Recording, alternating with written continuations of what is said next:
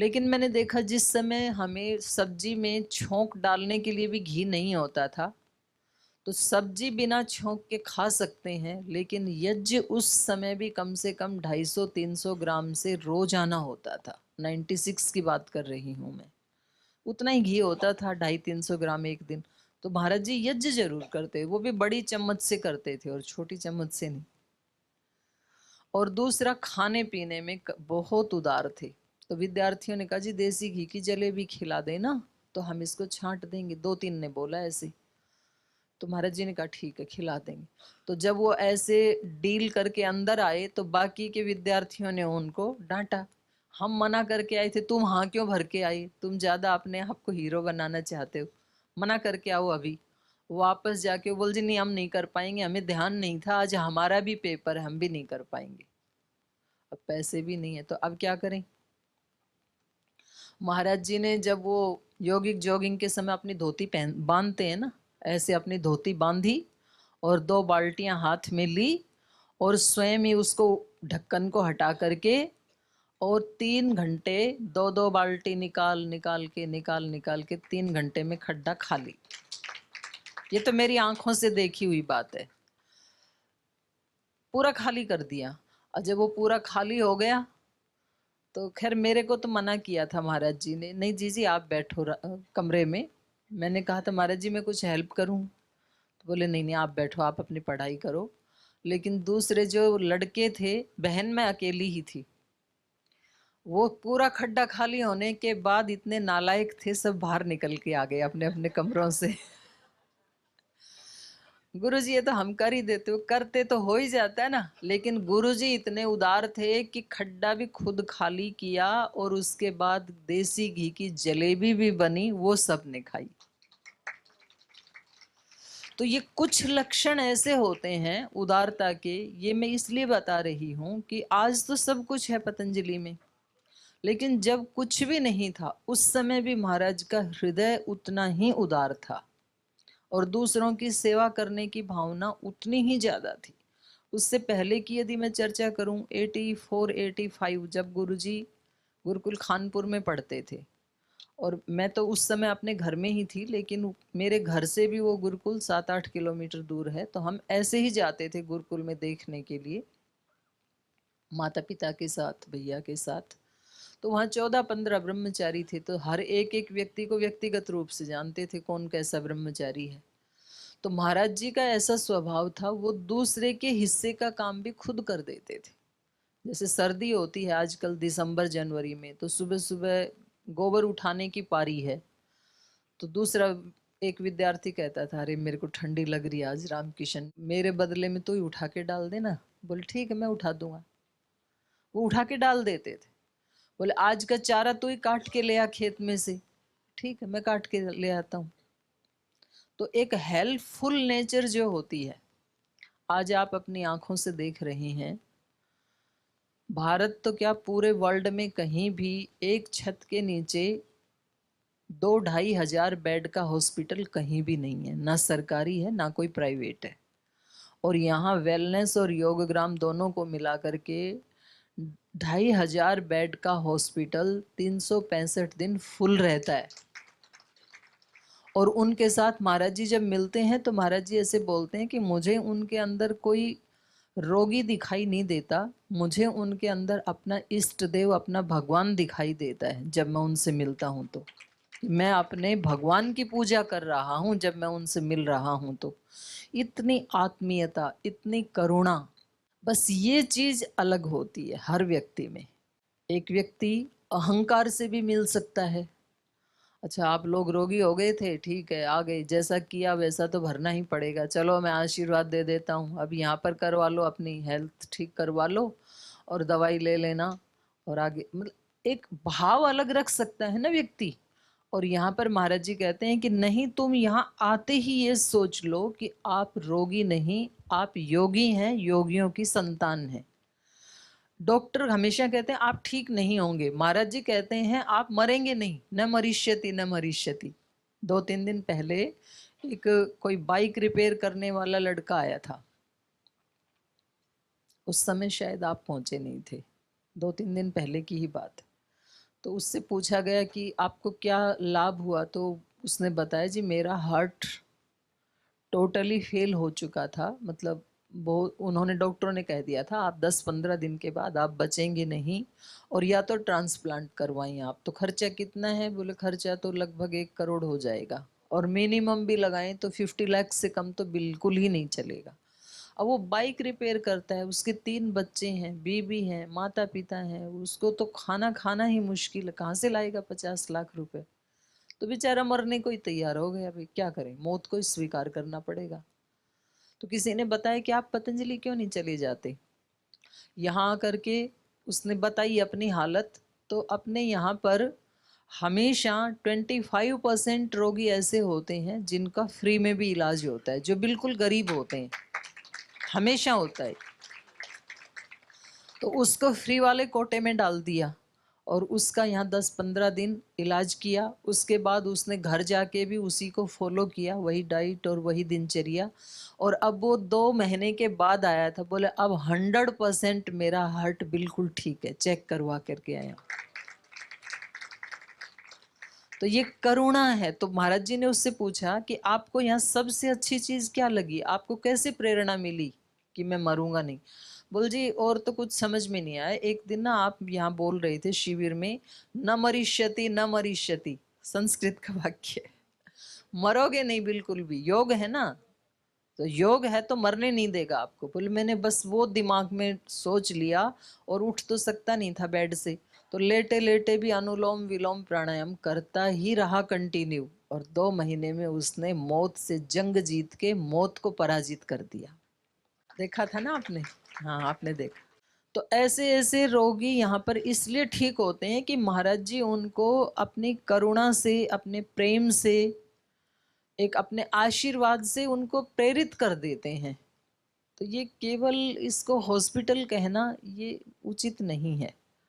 तो ये इसको हम एक मंदिर कह सकते हैं, इसको हम एक तीर्थ स्थान कह सकते हैं, इसको हम एक बहुत पवित्र स्थान कह सकते हैं। तो इसमें महाराज जी हमें सिखाते हैं कि भाई आप जो भी कार्य करते हो, उसको, अपने कार्य को आप कोशिश करो कि वो काम ही आपका भक्ति बन जाए। एक सामान्य कर्म होता है, एक सकाम कर्म होता है, एक सेवा होता है, और सेवा से भी बड़ी चीज है भक्ति।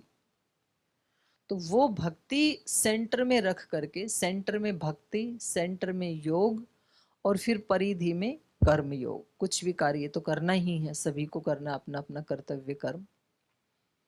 तो इसमें एक जो बात कर रही थी मैं माता शबरी की, तो उन्होंने श्री राम से कहा कि आप मुझे कुछ ऐसा भक्ति का वरदान दीजिए, क्योंकि दूसरे लोग भी पूछेंगे अब तो आप मेरी झोपड़ी में आ गए, तो अब तो मैं हीरो बन गई। क्योंकि जिसके यहाँ स्वामी जी महाराज चले जाते हैं, तो फिर बहुत सारे लोग उनसे मिलने आते हैं, अच्छा आपके घर स्वामी जी आए थे, तो आप ऐसे करो हमारे को भी बताओ कुछ, हमारे भी ये रोगी हैं, इसको भी ये रोग है। फिर आप उनको कहते हैं कि ठीक है हम आपको पतंजलि ले चलेंगे। तो एक सिलसिला शुरू होता है। तो शबरी माता ने कहा अब तो लोग पूछेंगे मेरे से, अब तक तो सब नेग्लेक्ट करते थे, अब आप तो स्वयं आ गए मेरी झोपड़ी में, तो मैं उनको कुछ बता सकूं भक्ति के लिए कि आप ऐसे किया करें, तो आप मुझे कुछ उपदेश कीजिए। तो श्री राम ने फिर ये 9 प्रकार की भक्ति माता शबरी को प्रदान की थी। इनमें से कोई एक भक्ति भी यदि हम करें, तो हम अपने स्वरूप का सच्चा अनुभव कर सकते हैं, और परमात्म तत्व का भी सच्चा अनुभव कर सकते हैं। एक तो हमने शब्दों में सुना है, हम आत्मा हैं, शरीर नहीं है, इंद्रियां नहीं है, ये हमने सुना है, अभी महापुरुषों से सुना है, ग्रंथों में पढ़ा है, पर हमारी अनुभूति तो यही है कि हम शरीर हैं। शरीर के अलावा हम कुछ जानते नहीं है। प्राण को हम पहचानते हैं, विचार को कहीं से आ रहे हैं, बस इतना पता है। तो ना तो मन के स्वरूप को हम ठीक ठीक जानते हैं, और आत्मा के स्वरूप को तो बिल्कुल ही नहीं जानते। तो ये 9 प्रकार बताए श्री राम ने, इनमें से कोई एक भी पकड़ लेते हैं हम पूरी अभिप्सा के साथ, पूरी ईमानदारी के साथ, तो हम उसी तत्व को प्राप्त कर लेंगे। ऐसे श्री राम ने माता शबरी को बताया। तो इसको एक बार गा भी लेते हैं, आप भी साथ साथ गा लीजिए। प्रथम भक्ति संतन कर संगा,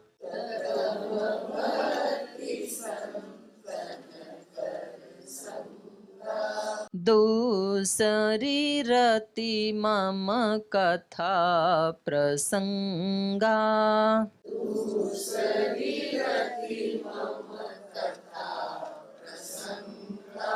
गुरुपद पंकज सेवा, तीसरी भक्ति अमान, चौथी भक्ति मम गुण गना, करई कपट तजिगान, मंत्र जाप मम दृढ़ विश्वासा,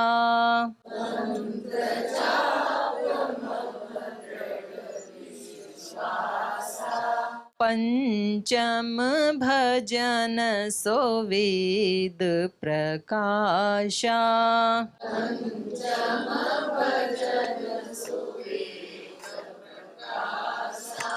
छठ दम शील वीरति बहु कर्मा,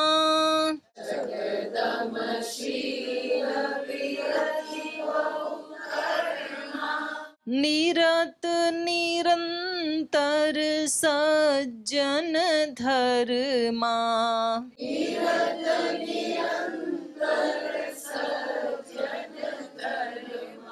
सातम सम मोहि मय जग देखा,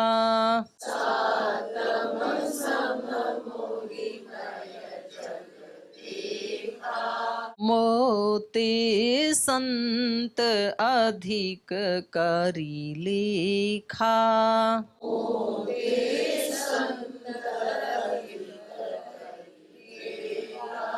आठम जथा लाभ संतोषा,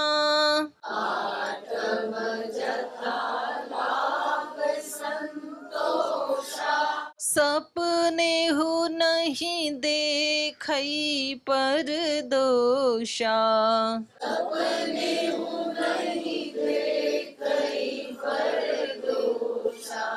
नवम सरल सब सन छल हीना,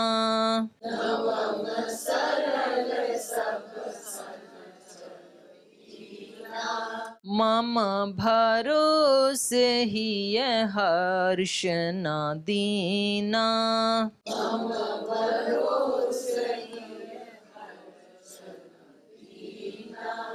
तो ये 9 प्रकार की भक्ति श्री राम ने माता शबरी को प्रदान की। प्रथम भक्ति संतन कर संगा, एक ऑप्शन, फर्स्ट ऑप्शन, सदा संतों के साथ रहो, एक क्षण भी उनसे अलग ना हो। संत कहें, गुरु कहें, भगवान कहें, महापुरुष कहें, पॉजिटिविटी कहें, सकारात्मकता कहें, एक ही बात है, पॉजिटिव थिंकिंग। तो हमारे गुरुजी हमें सिखाते हैं कि सुबह सुबह उठते ही अपने माइंड को पॉजिटिव मोड पे सेट कर दो। अपने यहाँ 5 मंत्र बोले जाते हैं वैदिक परंपरा में सुबह उठते ही। प्रातरग्निम प्रातरिंद्रम हवामहे, प्रातर्मित्रा वरुणा, प्रातरश्विना, प्रातर्भगम पूषणम ब्रह्मणस्पतिम, प्रातः सोममुत रुद्रम हुवेम। ऐसे 5 मंत्र हैं, ये तो एक बोला मैंने। तो वहाँ उसमें एक जो 4th मंत्र है उसमें आता है ओम मुतेदानीं भगवन्तस्यामोत प्रपित्व उत मध्ये अह्नाम उतोदिता मघवन् सूर्यस्य वयं देवानां सुमतौस्याम। तो ये एक टैग इसका देवानाम सुमतौस्याम ऐसे आया है। हम दिन भर देवताओं की मति में रहें, देवानाम सुमतौ, सुमति में रहें। तो जैसा संग वैसा रंग, ये बचपन से हमें स्कूल से पढ़ाया गया है। छोटे छोटे बच्चे को कहानी के माध्यम से, स्टोरी के माध्यम से सिखाते हैं। इतने सेब रखे थे, उसमें एक स्पॉइल था, उसको साथ रखा, रात भर रखा, सारे स्पॉइल हो गए, ऐसे सिखाया जाता है। और ये पक्की बात है, जिसके संग रहते हैं उसकी रंगत हमारे जीवन में आती है। अभी आप 4-5 दिन से परम श्रद्धेय गुरुदेव के आचार्य श्री की संगति में रह रहे हैं, तो अभी वो ही विचार चलते रहते हैं दिन भर, वही प्रभाव पड़ता है। किसी मंदिर में जाएं तो उस वैसी ही हमारी वृत्ति बन जाती है, किसी गलत स्थान में जाएं तो वैसी ही वृत्ति बन जाती है। जैसा संग वैसा रंग। तो प्रयास पूर्वक व्यक्ति को हमेशा अपनी आंखों के सामने, फिजिकली नहीं, मेंटली, विचार के और भावना के रूप में, हमेशा अपने गुरु को, अपने भगवान को, किसी संत को अपने सामने रख करके फिर सब एक्टिविटी करनी चाहिए। जैसे आप अकेले महाराज जी से योग सीख रहे हों, आप कल्पना कीजिए, तो आप अकेले और गुरु जी, तो उस समय आप योग कैसे करेंगे? द बेस्ट करेंगे ना अपनी तरफ से जितना हो सकता है, क्योंकि गुरु जी सामने बैठे हैं। तो इसलिए घर जाकर के भी ऐसे सोचना कि गुरु जी मेरे सामने बैठे हैं, तब कैसा करना चाहिए। आप कल्पना कीजिए कि आप कभी किचन में काम करते हैं वहां, या नहीं करते मुझे नहीं पता, करते हैं? अच्छा। आप कल्पना कीजिए कि आपकी किचन में गुरुजी ऐसे खड़े हैं और फिर आप कुछ खाना बना रहे हैं, तो कैसे बनाएंगे? बेस्ट बनाए। और मन कैसा होगा? बहुत खुश होगा, गुरुजी सामने खड़े हैं तो आज का खाना इतना बढ़िया बनाऊंगी कि गुरुजी भी याद ही रखेंगे खा करके मेरे हाथ का। या तो हम जिसकी भक्ति करते हैं, आप भगवान कृष्ण की, हनुमान की, दुर्गा की, जो भी इष्ट देव किसी का है, तो आप सोचो कि वो सामने खड़े हैं और उनके सामने हम अपना कार्य कर रहे हैं, तो हम कैसे करेंगे? तो उसकी क्वालिटी चेंज हो जाती है कार्य की। ये श्री राम ने माता शबरी को बताया कि पहली भक्ति ये है, संतन कर संगा, हमेशा संतों की संगति में रहें, गुरु की संगति में रहें, भगवान की संगति में रहें, तो हम बुरी चीजों से ऑटोमेटिक बच जाएंगे। क्योंकि जिसका संग वैसा रंग, तो हम दूसरी तरफ देखेंगे ही नहीं। एक ऑप्शन है ये। दूसरा, दूसरी रति मम कथा प्रसंगा। दूसरी भक्ति ये है कि जहाँ कहीं भगवान की चर्चा हो रही हो, अध्यात्म की चर्चा हो, योग की चर्चा हो रही हो, कोई पॉजिटिव चर्चा हो रही हो, तो वहाँ जरूर जाना चाहिए और उसमें रति होनी चाहिए। रति का मतलब है आसक्ति, अट्रैक्शन। नहीं तो व्यक्ति को, जैसे कोई कोई फिल्म स्टार आता है तो वहां तो आसक्ति बन जाती है, बहुत भीड़ चली जाती है और जागरूक रहते हैं बिल्कुल, लेकिन कथा में जाएं तो बहुत नींद आती है। तो या तो फिर वो चित्त की वृत्तियां इतनी शांत हो जाती हैं इसलिए नींद आती है। भारत में तो कथा खूब होती हैं जगह जगह पर, और कुछ लोग जिनको थोड़ा सा अनिद्रा का रोग है, तो बोल जी वैसे तो नींद आती नहीं है, इसलिए हम कथा में इसलिए जाते हैं कि 4 घंटा सो के आ जाते हैं। जब कथा शुरू हुई तब नींद आई, गुरुजी बोलने लगे, और लास्ट में जब आरती होने लगी, घंटी बजने लगी, तब हमारी नींद खुली। तो बहुत रिफ्रेश होकर के आते हैं। तो कथा में आसक्ति होनी चाहिए, और सुनूं और जानूं और उसके साथ इतना कोरिलेट हो जाएं, हम एकाकार हो जाएं, तो फिर वो जो हमारा अनुभव है वो दूसरे समय में भी हमें उस तत्व के साथ कोरिलेट करता है। तो श्री राम ने माता शबरी को बताया, दूसरी रति मम कथा प्रसंगा। जहां कहीं अच्छी चर्चा हो रही हो वहां पर व्यक्ति का मन लगने लगे, तो ये धीरे धीरे फिर वो खुद ही उसी फ्रीक्वेंसी में ना अपने आप को ऊपर उठा लेता है, वैसा ही बन जाता है वो। तो उपनिषदों में भी आया, ये एवं वेद स एवं भवति, जो ऐसा जानता है वो वैसा बन जाता है। गुरु पद पंकज सेवा, तीसरी भक्ति अमान। अब मानो कोई भोला भाला है, ज़्यादा पढ़ा लिखा भी नहीं है, ज़्यादा उसको दुनियादारी की ज़्यादा नॉलेज भी नहीं है, तो फिर क्या करना चाहिए? तो फिर वो अपने किसी ऐसे गुरु की शरण में जा करके जैसा गुरु बताएं वैसी सेवा करता रहे, मेरे जैसा। भाई जैसे गुरु जी ने बताया वैसी सेवा करते रहो बस, और आगे पीछे कुछ नहीं सोचना। गुरु है ना सोचने के लिए, हमें क्यों सोचना है? रिलैक्स रहो, जितनी सेवा बताएं उतनी कर दो बस। तो ये तीसरा है। लेकिन वो सेवा करते हुए भी यदि मान आ गया, घमंड आ गया, तो फिर सेवा भी सारी जीरो हो जाएगी। इसलिए उसकी भी शर्त लगा दी, तीसरी भक्ति अमान। अमान का मतलब है ईगोलेस होकर के करो, उसमें ईगो नहीं आना चाहिए कि गुरु जी के तो बहुत सारे शिष्य हैं और उनमें तो मैं तो सबसे ज्यादा सेवा करता हूँ। कुछ तो यहाँ पर आए हुए गुरु जी के ऐसे शिष्य हैं जो अपने घर में बैठ करके योग करते हैं, और मैं तो बाहर जाके सबको सिखाता हूँ, तो मैं थोड़ा स्पेशल हो गया ना। तो ऐसे बहुत सारी व्यक्ति के मन में अपने आपके प्रति स्पेशलिटी आ जाती है। दूसरे योग सिखाते हैं, उनके पास तो 10 लोग भी नहीं आते, मेरे पास तो 150-200 लोग जुड़ जाते हैं ऑनलाइन।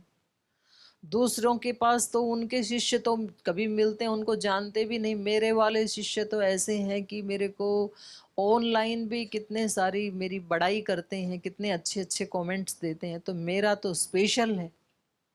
ऐसे जब हम सोचते हैं तो फिर ये आ जाता है एक ईगो। तो फिर हमने पूरा का पूरा जीरो कर दिया अपनी सेवा को।